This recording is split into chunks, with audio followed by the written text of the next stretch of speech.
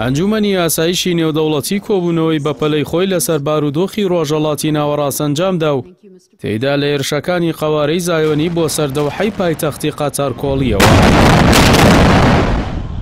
لە کۆبوونەوەکەدا سەرۆکوەزیرانی قەتار و وەزیری دەرەوە بەشدار بوون.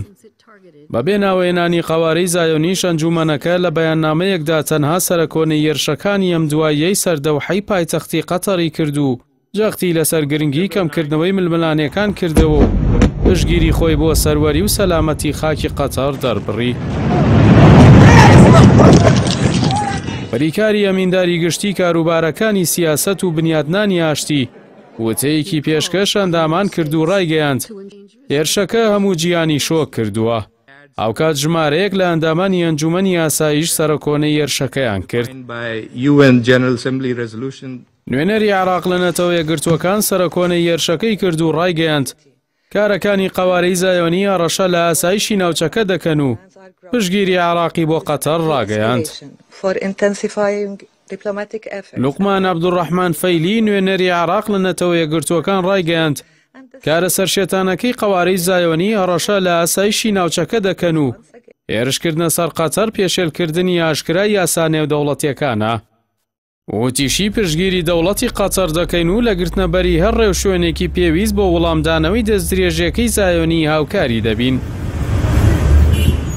ئەوکات ئەحمەد یەڵدز باڵوێزی تورکیا لە ئەنجومەنی ئاسایش بە ناوی ڕێکخراوی یاریکاری ئیسلامیەوە بە توندترین شێوە سەرکۆنەی هێرشەکەی قەوارەی زایۆنی کرد.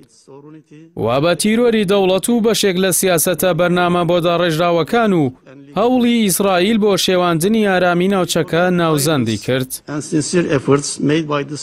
هەروەها جەختی لە پشگیری تەواوی تورکیا و ڕێکخراوەکەی بۆ قەتەر لە هاوکاریکردنی ماف و وەرکیە و وڵاتە بۆ وەڵامی یەکلاکەرەوە لە دژی هەر پێشێلکاری و دوژمنکاریەک کە ببێتە مایەی ڕەشە بۆ ئاسایشی وڵاتەکە یان تێکدانی ئارامی هەرێمایەتی کردەوە.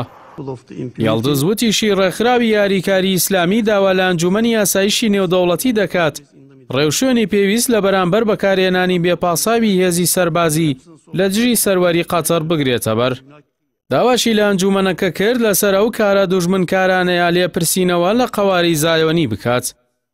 لە لایەکی دیکەوە بەهۆی کەمی کاتی کۆبوونەوەکە و گفتوگۆکانی هەردوو لایەنی کێشەکە کە قەتەر و قەوارەی زایۆنی بوو هەروەها بەهۆی چۆنیەتی ئامادەکردنی خشتەی کاری کۆبوونەوەکە ئێران و ژمارەیەک وڵاتی دیکە کە داوای قسەکردنیان کردبوو نەیانتوانی وتەی خۆیان لە کۆبوونەوەکە پێشکەش بکەن.